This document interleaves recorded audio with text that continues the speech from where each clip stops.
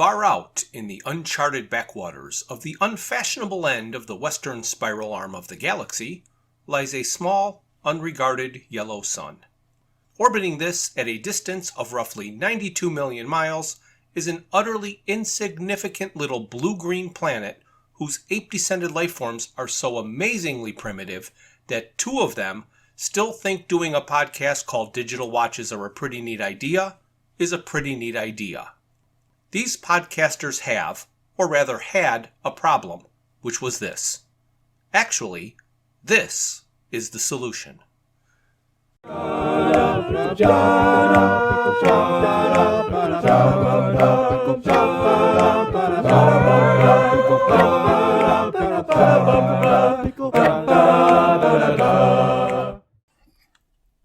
Hey Brian, what's this? This is our discussion of the BBC radio drama, Dirk Gently's Holistic Detective Agency. Yes, it is.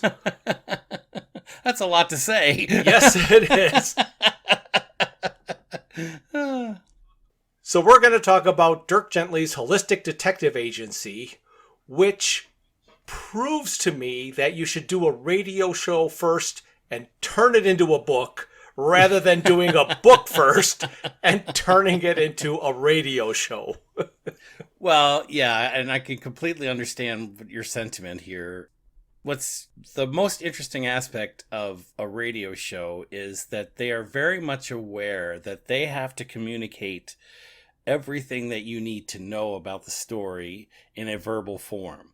I mean, sure, they have, sound effects and that kind of thing, but that is so small and unrelated to the story that they don't have the opportunity, like an author does, to create an atmosphere with, the offhand comment and the background arrangement of what's going on.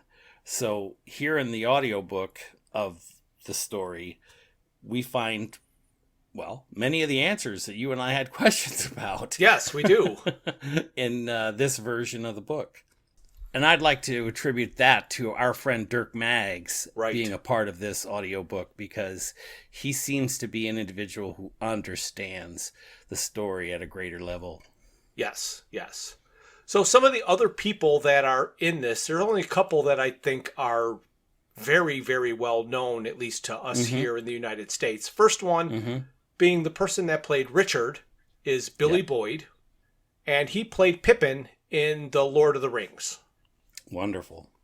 And then you pointed out to me that the Detective Sergeant Jilks was played by a gentleman named Jim Carter, who is the butler in Downton Abbey.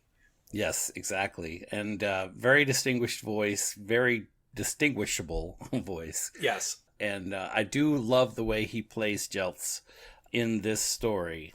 It's kind of interesting to me because I don't see, in the next audio drama for The Long Dark Deep Time of the Soul, Jeltz is a much more comedic character, or at least he's poked fun at more than he is in this first book. Yeah. But in terms of this audiobook, his lines and the lines of the priest, to me, are the best lines in this production. Right, okay. So, what did you think of the opening of this?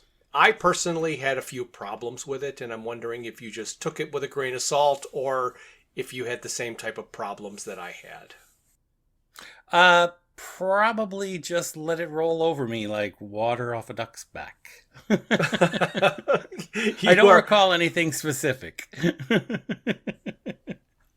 So, again, this is a radio show after we've done the book, so there's no hidden things here. There's no spoilers or anything. So, the being who eventually becomes the ghost that is trying to correct his wrong, this is where we get to see what went wrong. Right. In the book, he asked the monk to tell him what he wanted to hear, and the monk did. Right. Which I can buy. However, there are alarm bells and everything going, caution, overload, warning, overload, system, overload.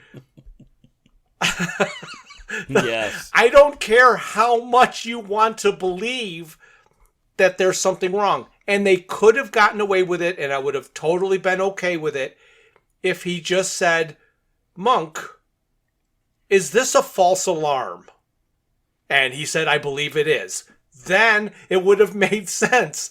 But he ignored all of the warning signs, and he didn't ask to believe it was a false alarm or whatever. So this really goes beyond a simple careless mistake. This is gross negligence. Well, he does say later in the audio that he believes that the priests were picking up on his desire for everything to be fine. So that's why they continued to lie to him throughout the entire process. So he does attribute it to himself at that level, but you're absolutely right. I mean, there are alarms going off in the background, and you know, that's the nature of audio. It's allowed to do those kind of things. Well, right, but it changes everything to me than what it was. Mm-hmm. So after the opening, where we hear the explosion and then do all the opening credits, they have Dirk's answering machine taking a message from Gordon Way.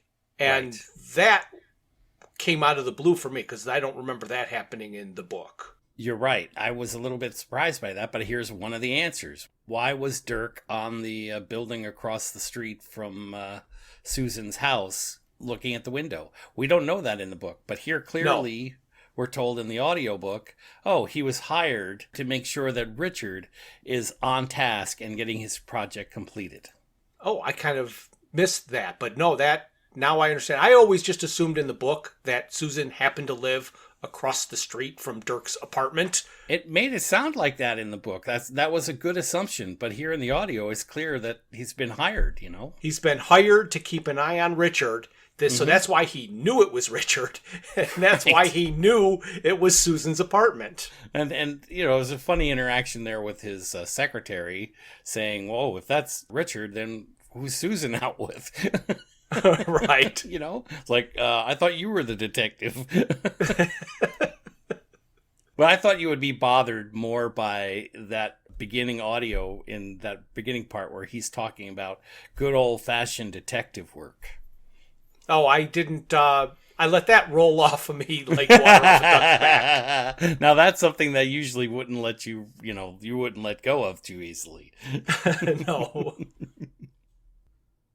So then we hear Gordon calling Susan's answering machine. And through sound effects and aside conversations to himself, pretty much everything that happened in the book at this time is happening. Right.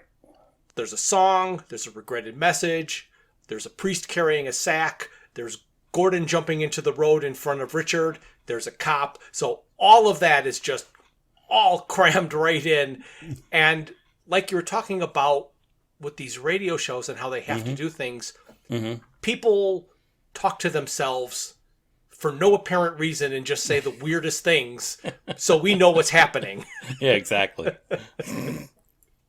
So now we know that Dirk has been hired, and he is spying with binoculars. He's giving a play-by-play to his secretary, who is not writing any of it down. He seems to have a much better relationship with his secretary right now than he did in the book ever. Right. So he sees Richard climbing into the window of Susan's apartment, and Richard listens to the messages to find and erase his, but then Dirk calls him and answers the phone, and there's that whole thing. Right. Yeah, this is very similar to the book. You can easily get lost in the timing, but here in the audio, they definitely started off in a different place. Yes. In the original book, Richard goes to the Coleridge dinner, and the whole Coleridge dinner happens, and then we hear about this invasion into Susan's apartment. But here, we start right off the bat with him going into Susan's apartment, and everything else that we learn about the Coleridge dinner, etc., comes in much later in the story. And it becomes the rehash that we'll talk about shortly. Yes. So Susan arrives home from her date with Michael Wynton Weeks. And what I want to say here is there is one more actor that I wanted to mention, and that is the actor who plays Michael Wynton Weeks. Do you remember who he's played by? No. Michael Fenton Stevens. I remember it was a funny name. It's like the same pattern. Three. Yeah. Yeah, exactly. Both first name Michael. The second one rhymes with Wynton. And then Stevens. I don't know. I just found that funny. That is very Maybe good. That's why he got the job. Yeah, probably. I would believe it. So Michael mentions the monk after he says nobody will believe him. Mm-hmm. So Except he the monk. throws in this thing about the monk where everybody knows about this monk, and that's how you know who's possessed. Right. And that was a little bit different than the book, but I understand why they had to kind of do that. Mm-hmm. Mm-hmm. And you even hear, as Richard is climbing, he's repeating phrases from Coleridge's poem. So you hear the mumbling of the poem as he's climbing the wall. So you're led to understand that he's being possessed at this time. Right. So at the Coleridge dinner, Reg is telling the story of his appointment as Regent Professor of Chronology. Mm-hmm. The 3 questions are brought up, but there is an interruption before the third one was stated. But it's actually the first one, if in fact the answers are yes, no, and maybe. It was similar to the book, but it was presented a little bit differently. Right. So Richard goes to Dirk's office, and Dirk's secretary was more like I remember. And Dirk gets barraged with phone calls. So they still put in this phone call after phone call after phone call. And Richard finds out Gordon is dead, and he is under suspicion, and Dirk suggests hypnotism. So They just run full speed into all of these. There's no trying to talk somebody into anything. It's just full speed ahead. Right. And that kind of ends the first part. Mm-hmm. In part 2, it starts off with Sergeant Jilks talking to another officer at Richard's place, and the sofa is mentioned again as being stuck.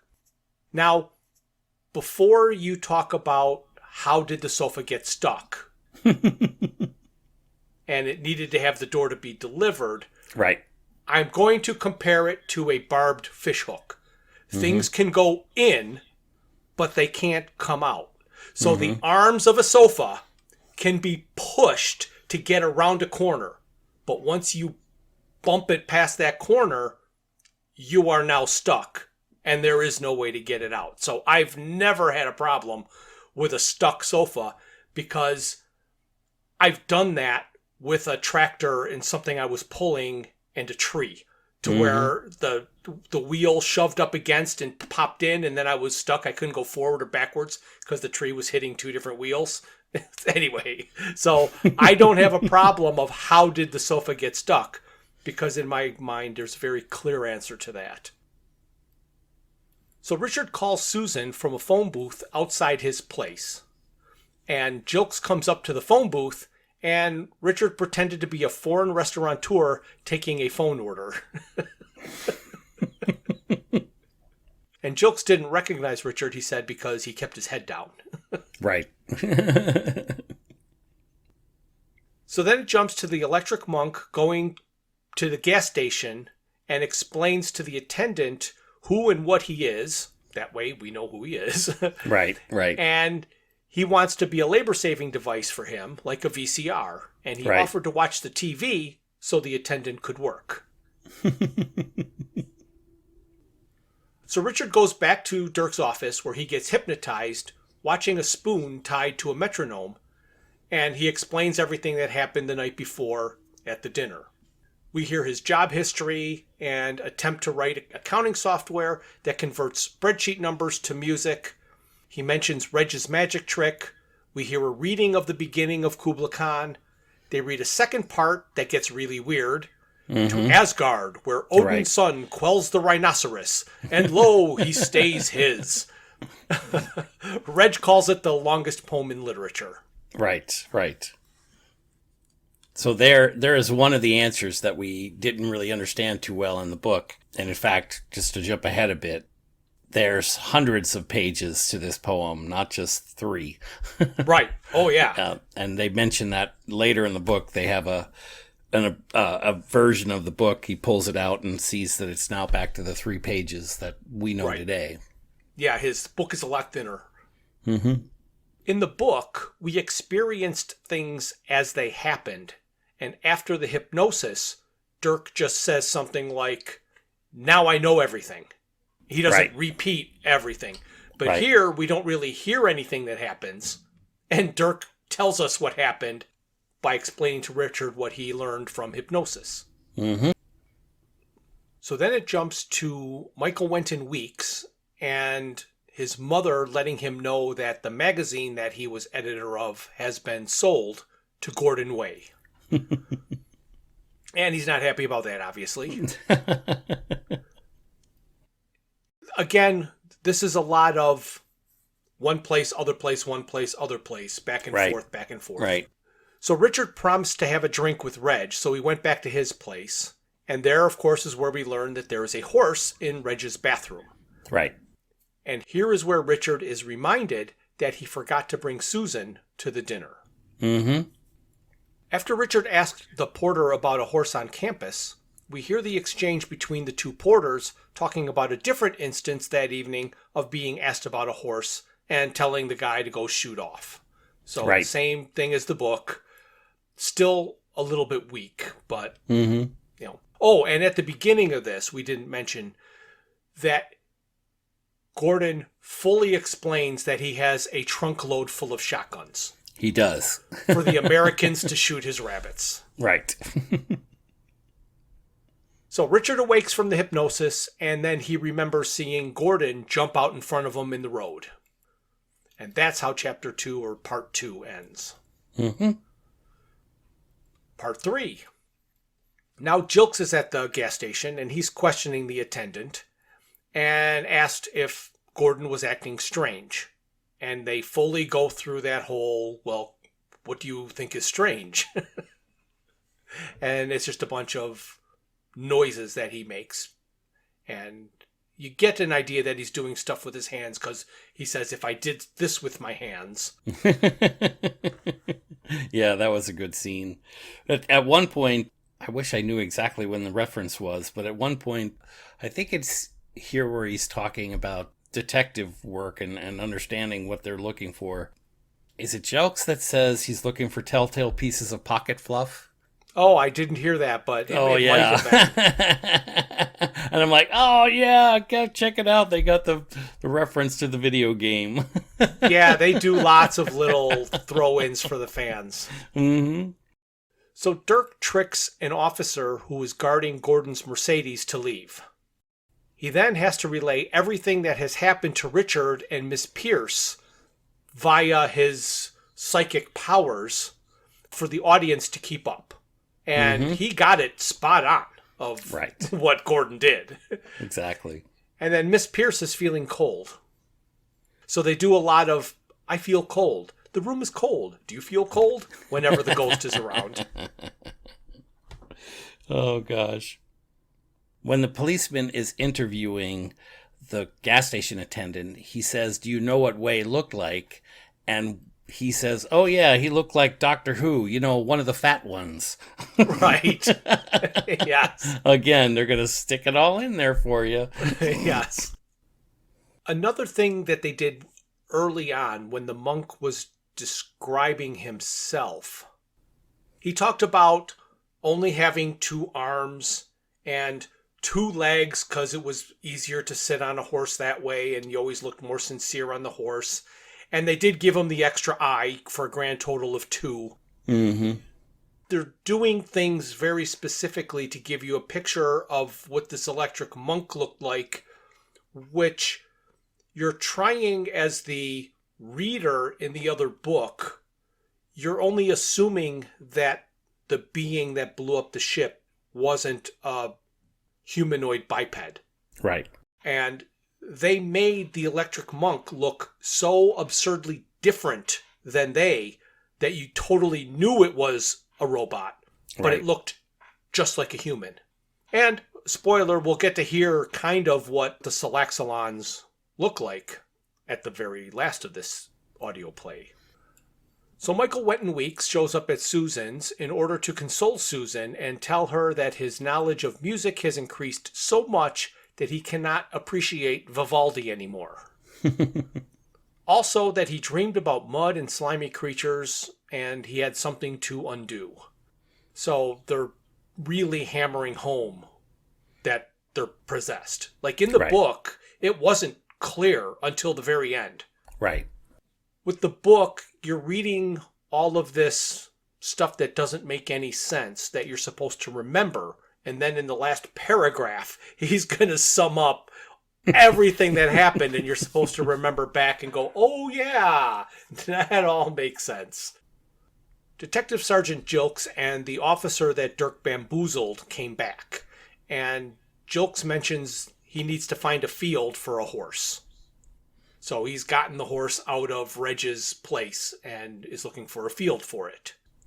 Miss Pierce asked why Dirk went to jail for the exam papers, and Richard explains, and there's a flashback to Dirk in college mumbling in his sleep. Mm-hmm. So they did a little more with the exam papers than they did. Well, they didn't do more. They did it a more deep dive into a single instance versus the overall explanation. Right. And I did look in the book, and something that I did not catch in the book, which was very obvious in the radio play here, was during Dirk's retelling, he says that Gordon thinks he saw a pale figure in the car with Richard. Right. And I didn't remember that from the book, but it is vaguely in there. Oh, really? It was not as obvious as they put it here, but it was in there in all of this. I don't even know how to... The way he writes, it got lost. It does. It must have. Because I did notice that in the audio much more prominently than in the book. So now I want to explain to you and to anybody else who may have missed it. I'm going to read the passage in the book that talks about this.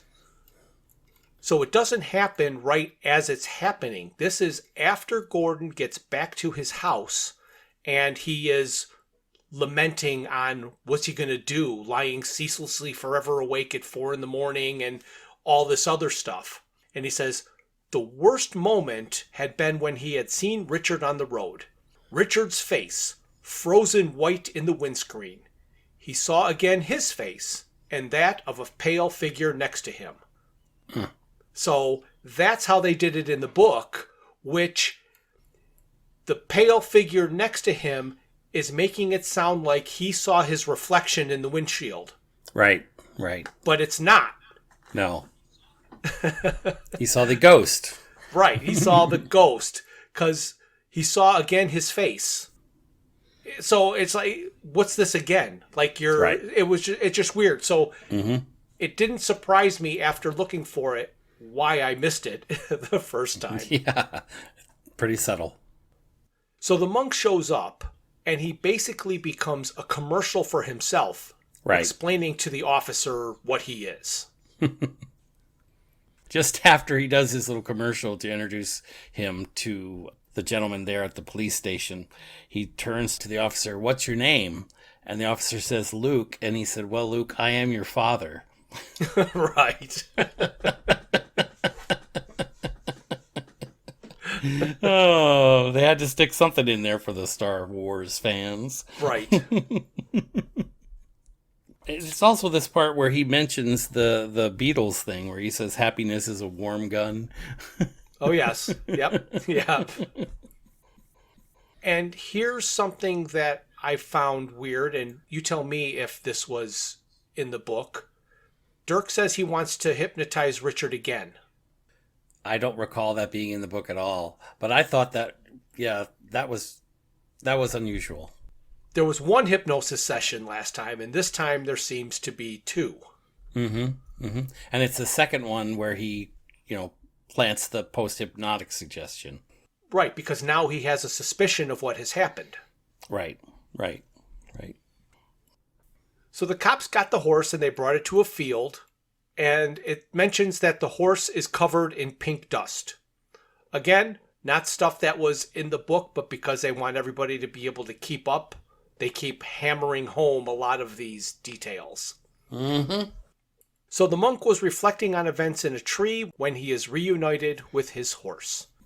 And that ends part 3. Part 4. Gordon tries to appear to his sister Susan while she is practicing her Mozart. Susan is unaware, except for a chill. Richard wakes from hypnosis, and Dirk says 2 of the things Richard told him were impossible, and those are the things he wants to focus on. The ghost, who has been trying to possess different people, found a match with Michael. And they do this whole, oh, it's a match, oh, it's a perfect match, it's a perfect match. Mm-hmm. So Dirk is accusing Richard of exhibiting irrational behavior, and Richard is defending himself and his actions. And so while walking along the canal, Dirk mentioned his old maiden aunt from Winnipeg, and Richard jumped into the canal. So Dirk had to play his recording of the hypnosis session. And so after listening to that, Richard tells Dirk that there was a message from Gordon on Susan's answering machine, but it was in his apartment. So that was a really weird non sequitur for me of how he jumped from, here's why you jumped in the canal. Oh yeah, there was a message from Gordon. What I don't understand is why he got everything except for there was a tape in Richard's apartment, and he didn't get that from the hypnosis. That was just something that Richard remembered after he came out. Right. In Richard's apartment, Dirk plays with Richard's computers. He then tried to swipe the tape, but got caught by Jilks. So they listen to the tape, and Jilks is excited because it confirms the time of death of Gordon. Mm-hmm. Mm-hmm. And Dirk listens on farther, and he hears Gordon's voice as a ghost on the tape. Right. So Dirk starts communicating with Gordon's ghost, but he does not know for sure that it's Gordon. He just knows that it's some kind of a spirit. And so Gordon is getting mad, and things are flying around the room. And like in the book, Jilks comes back in, he leaves, and says, I don't want to see that again when I come back. And he comes back in, and everything's fine. And then he throws Dirk out of the house.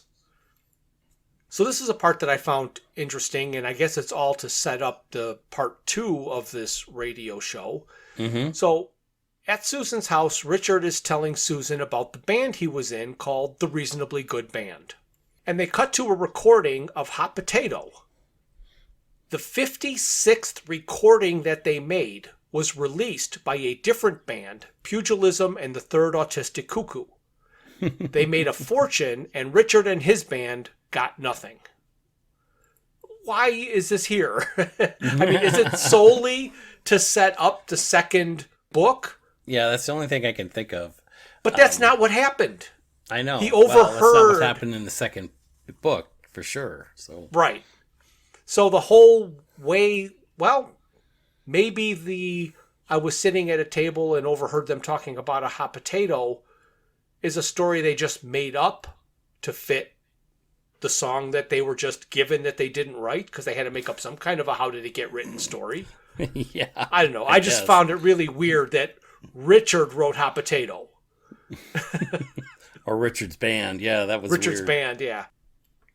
So Susan asks Richard to come over to her place. And the electric monk gets arrested. I really enjoyed the conversation between the electric monk and Jilts in the interview area, but it was funny that that's not where the funnier lines of the conversations were. Right. At one point, the monk is telling someone the things that he is willing to believe. He's even willing to believe that Governor Actor is able to fight off an army of cyborgs. Yeah. A governor actor with an Austrian accent, I believe. Yeah, exactly. There. Right. These are the kind of things that he's willing to believe for you. So I really thought that the things that they jammed in there, made those interactions really good. Right.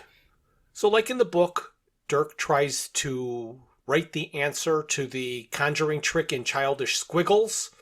So all he had to do was interpret it as opposed to figure it out. And Miss Pierce tells Dirk to find a child, and he gets the answer, and he rushes to Richard to bring him to St. Sed's to see Reg. Right. Part 5. So Michael is on the train telling his stories to the partiers. So Dirk and Richard arrive at St. Sed's, and they talk to the porter about the horse and the monk. Mm-hmm. Then they cut to Jilks, and he's interrogating the electric monk, and the electric monk confessed to everything. Like, every time he was asked if he did something, he was like, yes, absolutely, positively. He also chose to worship Jilks and asked if his sins were forgiven. So he decided that he was going to turn Detective Sergeant Jilks into a god. So Dirk and Richard show up at Reg's and have tea. Richard retells the magic trick to Dirk and shows him the notebook on the table with the abacus. The secret to the trick is revealed, and they are told that they are standing in the time machine. Right, and here again is where one of the answers becomes very clear. This is where we learn that Professor Chronotis actually is the original person to be given the title of Regis here at the school, because he mentions how difficult things were in the 14th century. Right. So he has lived through all of this. It is confirmed without any question here, but it is really, really implied in the book that he was. But they don't actually come out and say it, I don't believe. No, but like you said, here in the audiobook, they just come out and say it. Right, oh yeah. So Gordon is now at Dirk's office trying to communicate with Ms. Pierce. He thinks that Susan is in danger and wants to warn her. And somehow he gets Miss Pierce to dial the phone for him. It was kind of pretty good. Mm-hmm. So Dirk asks Reg who he is, and he is told that he doesn't know anymore. So Reg doesn't even know who he originally was. Right. And they find out that Reg has a strict policy to not use the time machine. However, since he did it to please the girl at the dinner, he now has a disproportionate reaction to a situation. So Reg also says that he has not used the time machine because it felt like someone was trying to make him, and that was a difficult thing to fight because it's something that he wanted to do. Mm-hmm. And then they really spell out, with no room for doubt, the path of the people and the way the ghost has progressed from one person to the other. Mm-hmm. And then Reg goes and shows them what he wanted to do, see the dodos. Right. And isn't it funny? I mean, just like in the book, from here on out, it feels like a mad dash. I mean, it's like a chase scene from an old movie. They're just zip, zip, zip, zip. So back at Dirk's office, the police arrive to a nearby building. Gordon is watching the spectacle, and a woman walks up and talks to him. It's Michael's mother. Mm-hmm. Michael killed her, and now she is a ghost, and she can talk to Gordon. Right. She relates her little story, and then zip, she's off to heaven. Yep. He's like, wait. So Michael arrives to Reg's with a suitcase of scuba equipment. Yep, again, just right out and said it. Right, yeah. I liked in the book that if he just said he arrived with a big suitcase, and then when they got to the place, we found out that there was scuba in it. That's the way it happened in the book, and I kind of liked, because it kept you wondering what's in the box or what's in the bag. Yeah, exactly. We had no idea. We thought it was like all kinds of deadly weapons and all kinds of things like that. I mean, that's the supposition. So part 6, the final part. Michael tells Reg that he needs the time machine to undo a terrible mistake. The ghost told them that, unlike the other two, Michael was willing to be possessed, and Dirk wanted to call up Michael and get it verified, of which he did. So Gordon is tearing up Dirk's office to get Miss Pierce's attention to tell her something, and through knock once for yes and two for no, He eventually gets her to dial his sister so he can leave a message on her answering machine. Right. So the ghost, through Michael, tells his story. He tells them the ship is still in orbit, and Dirk says, I want to see that ship. So then on the ship, it depressurizes due to its routine, and we get an idea of what the Salaxolons look like from the description of the spacesuits on board. Mm-hmm. And did you write down what they said? I didn't have time to write it all down. No, I didn't. But it was something like 17 legs, 3 noses, which I don't know why there would be nose spot in a in a pressurized suit. But right, hey. right. Except when I heard that 17 legs and 3 noses, didn't you think of the movie? Or the creatures that created deodorant before they created... Yes. yeah, it was similar. Mm-hmm. So Reg comments on how it was nice of the computer to warn them in English. He was told of the universal translators as being standard equipment on Salaxola. Mm-hmm. No babelfish needed. No, but they took a page out of the Hitchhiker's Guide because it said that Salaxolon destroyed their planet with wars due to the translators projecting real feelings and intentions regardless of the spoken word. Mm-hmm. So the same as the babelfish, by effectively removing all barriers to communication between different races and cultures, caused more and bloodier wars than anything else in the history of creation. Never let a good idea go to waste. No. So Richard is in the monitoring room, and he is listening to the music of life on Earth. Mm-hmm. And he's basically in tears. Michael is suiting up to walk through the poisonous atmosphere to stop the launching of the ship. And there's a joke in here. I didn't write it down because I didn't think it needed to be said, but now I've changed my mind. So while Michael is suiting up, one of them, either Reg or Dirk, is helping him.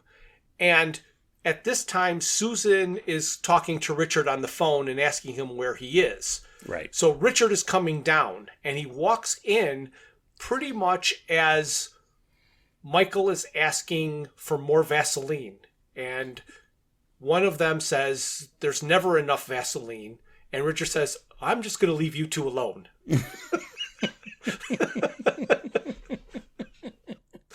So I thought that was kind of funny. Mm-hmm.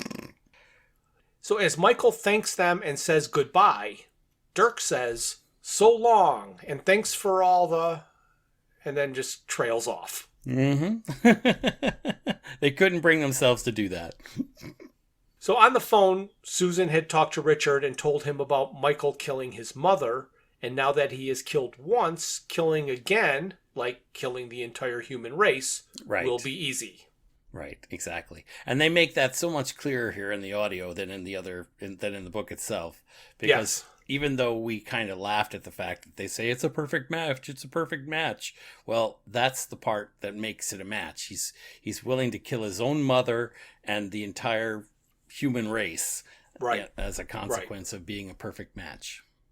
So Dirk goes to see Coleridge while he is writing Kubla Khan under the guise of doing an interview that lasts nearly an hour.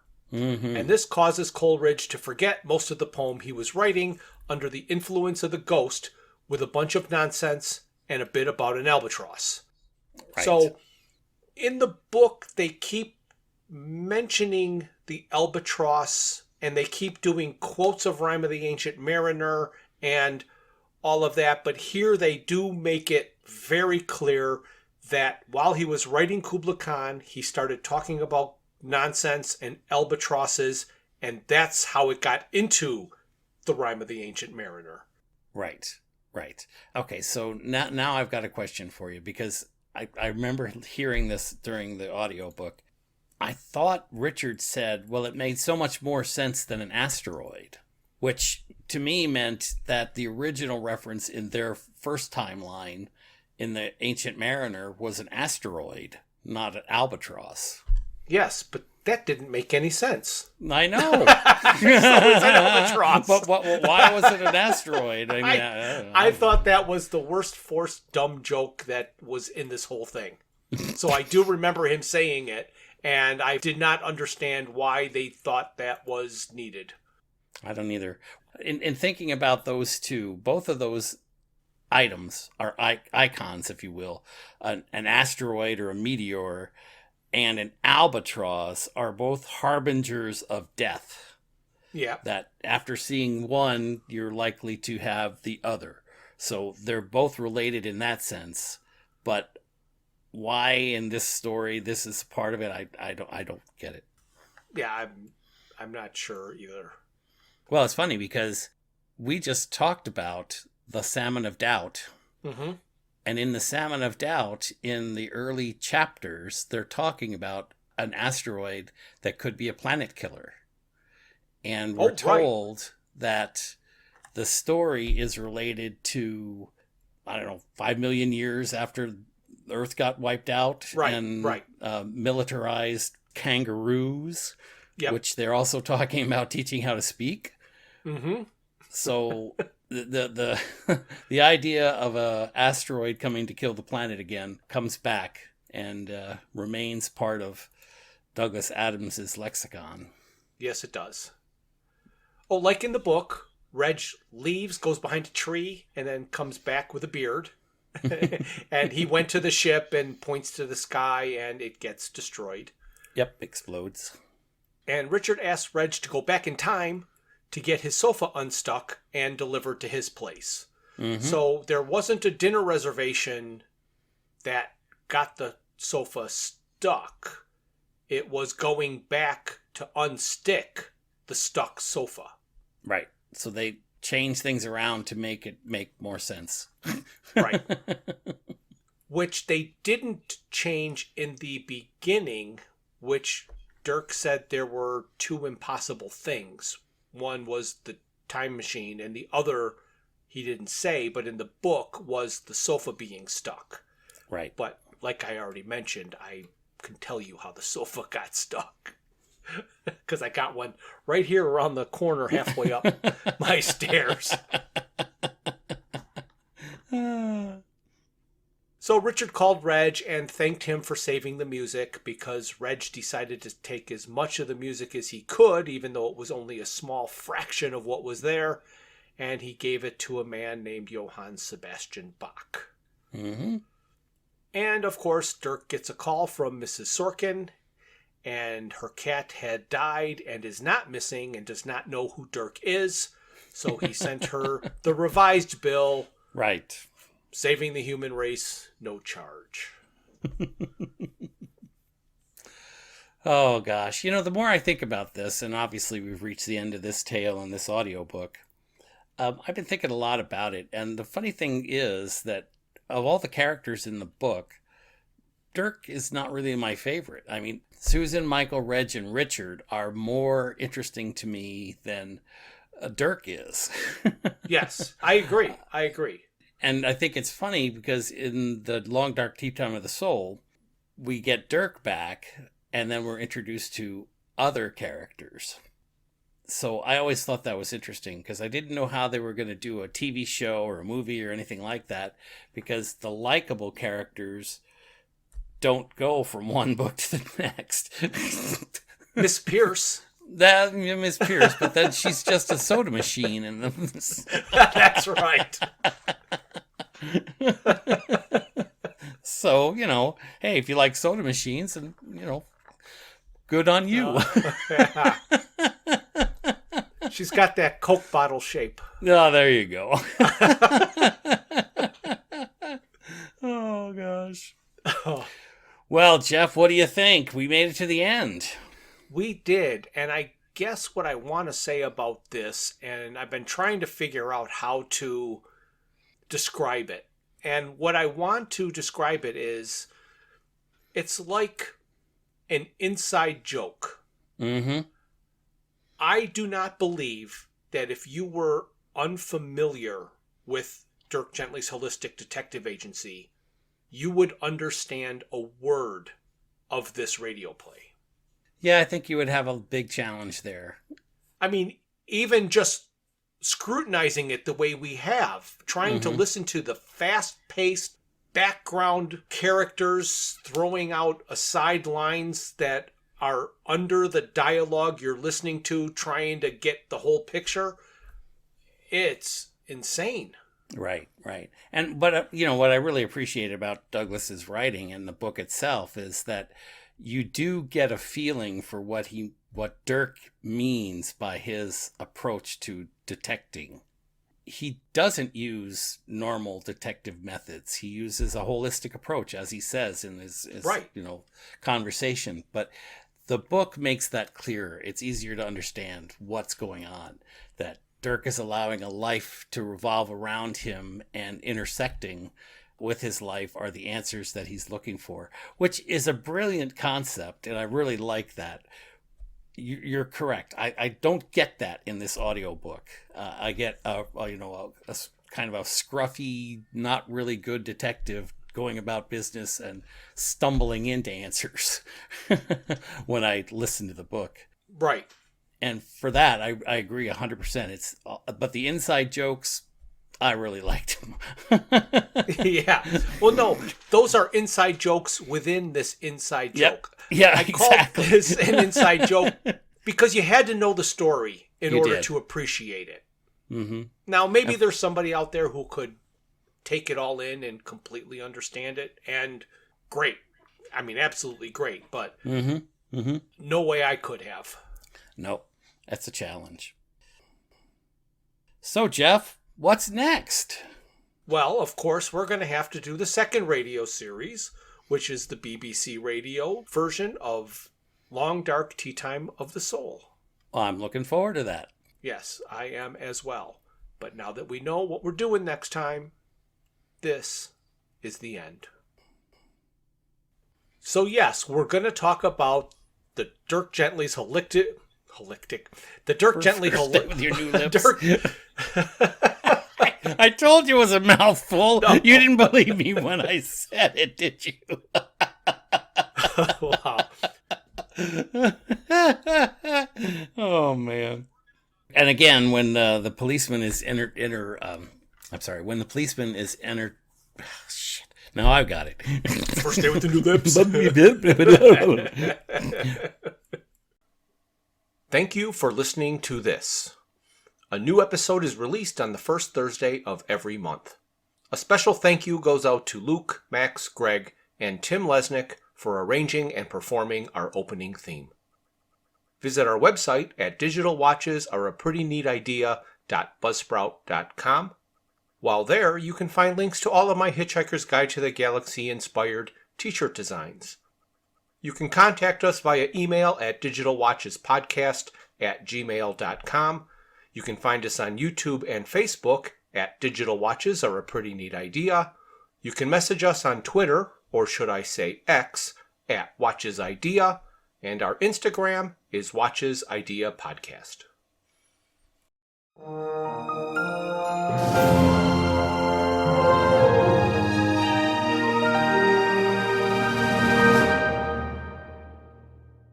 This has been a Foods for Thought production.